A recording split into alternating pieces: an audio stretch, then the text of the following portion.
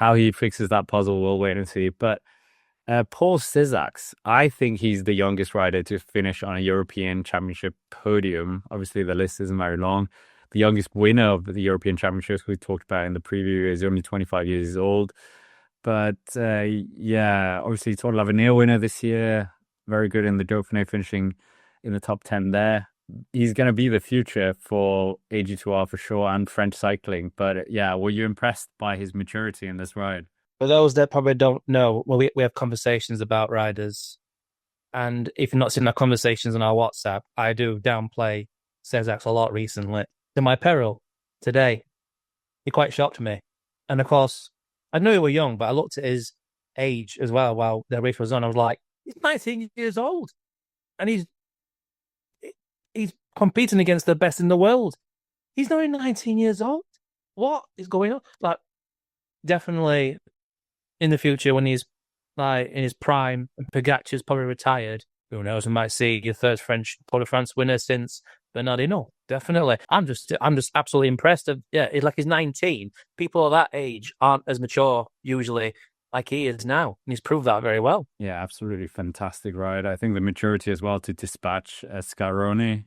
He kept looking behind, being like, "Have I got him? Have I got him?" And then eventually got him. And yeah, like think Juan Ayuso was behind him as well. You've got so many strong riders. Skelmose behind him. I think Little Trek are regretting not signing Paul Seixas. But other than that, yeah, I think it was a phenomenal result. And in a French European Championships will be absolutely remarkable for him. But I mean, the thing that we're going to talk about, I was kind of alluding to it before, Jonas Vingegaard not finishing the European Championships, dropping after 100 and something kilometers. I was kind of optimistic. People were not optimistic in the previous show in the comment section. But I mean, not a great one-day race record. Only won the Drome Classic. Never finished inside top 10 of a monument, even though being in 6 of them. Yeah, I'm not quite sure why he was here, if I'm honest. By the way, it was 108 kilometers. Oh, oops. Yeah, just to be pedantic there, 108. So it's nearly halfway through the race, isn't it, really? So, yeah, a bit disappointing there. You know, you could say it's from the Vuelta fatigue because people would, downplay the Vuelta quite a lot, but it's still 20-odd days worth in boiling hot sun as well in Spain and some of the toughest climbs in Europe as well. Come on, Angleroo and all that. So it's going to be quite fatiguing. But I don't know. Maybe it's just he's more interested in finishing off that kitchen. I kid. No, I don't really know. He had plenty of time to recover from that welter, really, anyway. And it was done as sort of a favourable. People this year haven't been, there's been a bit of doubts to him, really, in if he's good as he was before his crash. I mean, he certainly was better in the Tour than he was the year before when he crashed. But still, people are probably asking that question: is he probably is physically fine after that? But here, that's a different thing. Maybe there wasn't really that intrigue for him. He was just here as more of a, I don't know, show off the Danish colors. Well, I was about to say if he was in the race, but he was in the race.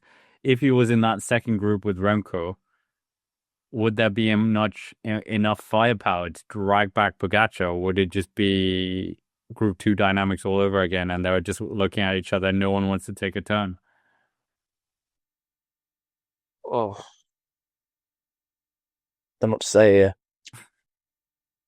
You don't think he would have made a difference in the second group? Because I kind of think no. I think Tadej is just a step above everyone else when it comes to these one-day races. And yeah, Jonas, I just don't understand why he was here. I thought if he's going, it's his first time being in the national team, that he would be coming with a goal, but apparently not. So yeah, I was a bit perplexed why he was here if he wasn't going to be up there really showing himself. I thought this was maybe a mastermind plan because 2027 looks a bit more that it fits his profile in the Alps for the World Championships. But if you can't follow them on these climbs, then I don't see, yeah. Or was he just there for skill more? I don't understand. It was a strong team that they had, Yeah, yeah. really, as well. Incredible team. But yet, their best place, Scalmosters. And he probably didn't like the fact that the guy above him is going to be joining his team as well. Make of that what you will. But yeah, not good result for Scalmoster, no doubt, with the competition that he's dealing with anyway. But yeah, it probably was mainly for Scalmoster.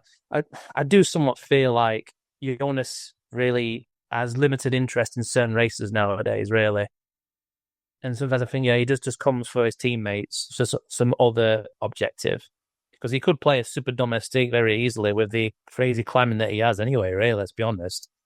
He could be a very good teammate for you in something like that. But yeah. 108 kilometers from the finish, dropping.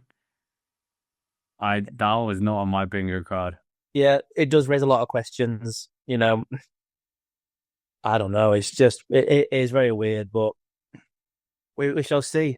We shall see when he comes into our next race and see how he is there, though. But I'm not. I think the Tour de France is looking. The podium for the Tour next year is going to be looking very different. Maybe not him on the podium this time. Yeah, maybe not. But in terms of, we might as well finish up with this. Who do you think is the riders that are really pleased about this? Obviously Tade, but I mean, that's kind of a given. But I would say like Paul Sixax, obviously he was visibly celebrating. Scoinge, another fifth place in another hard international race. Yeah, the French team could probably be quite happy as well, just getting 3 riders in the top 10. Is there anyone else, or is there anyone that would be a bit sad that they, well, not sad, but like disappointed with their result?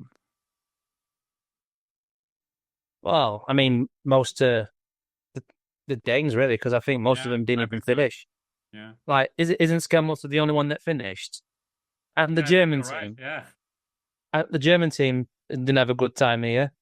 All of them, I think nearly all of them didn't finish. They just couldn't be bothered. I think 17 finished the race. That's it. Yeah, And this from is the looks of it, yeah, only 17, and everybody else there. If you look at all the DNFs, it's pretty much the vast majority of them didn't bother finishing, which does a lot. But yeah, vast majority of the Danes, pretty much the Germans, the Swiss team, the Slovenians even bailed out here as well. Mohoric didn't even finish as well. That's crazy. Even Joao Almeida didn't finish this. Rui Costa didn't finish this. Begs the question, what's going off here? But then again, you don't. Yeah, I think this is because it was a circuit, so it's very easy if you're not in the front group just to be like, meh. Yeah. There's the team bus, there's the team hotel. Let's just, yeah.